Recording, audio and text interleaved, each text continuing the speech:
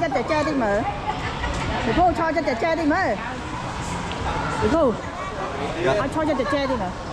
Why? Dốt.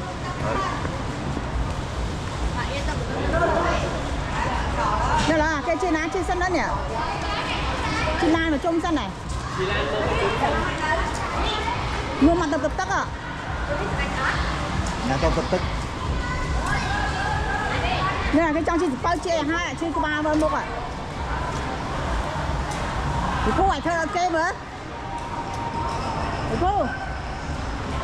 Thì cô. Mẹ, sống sao không xử lý vậy? Cho nó ngay à?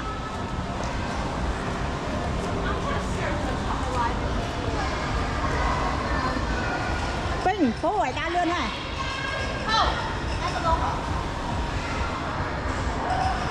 Chơi này trang chân nô mế. Thế là cho bố mẹ mà mới thoát đi anh con nên block mới à, đúng không?